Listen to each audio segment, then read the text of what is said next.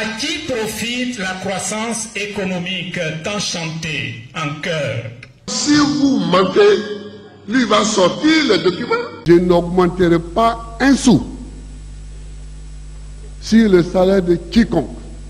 Deuxièmement, la revalorisation de 20 000 francs CFA par mois de l'indemnité contributive au logement pour l'ensemble des fonctionnaires et agents de l'État, y compris, bien sûr, les forces de défense et de sécurité.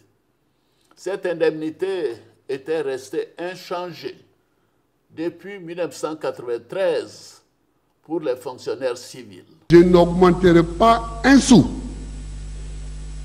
sur le salaire de quiconque.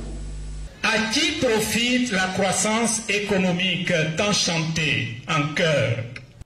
Troisièmement, la revalorisation de la prime mensuelle de transport restée inchangée depuis 2008. S'il y en a qui viennent, il faut qu'on augmente les salaires, il faut qu'on augmente. Je n'augmenterai rien. Je n'augmenterai rien. À qui profite la croissance économique tant chantée en chœur? Quatrièmement, la revalorisation pour la première fois depuis 1960 de l'allocation familiale qui passe de 2 500 francs CFA à 7 500 francs CFA par mois et par enfant. Donc les gens peuvent se mettre en grève. S'ils se mettent en grève, les résultats qu'ils vont récolter, c'est seulement qu'ils n'auront pas leur salaire. À qui profite la croissance économique tant chantée en chœur?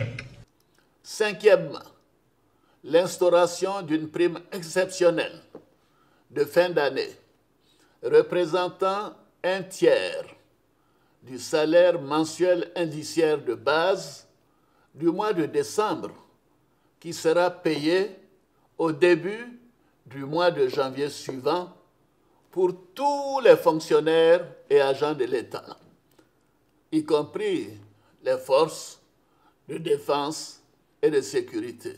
Je n'augmenterai pas un sou sur le salaire de quiconque.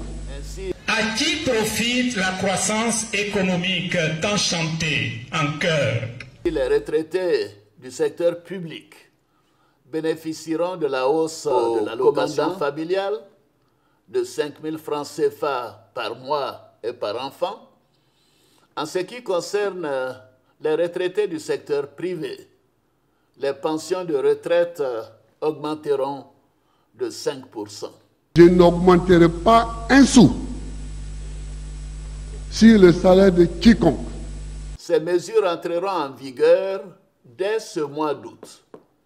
Je dis bien dès ce mois d'août 2022 sur les salaires et le paiement de la prime exceptionnelle entrera en vigueur en janvier 2023. Ouais.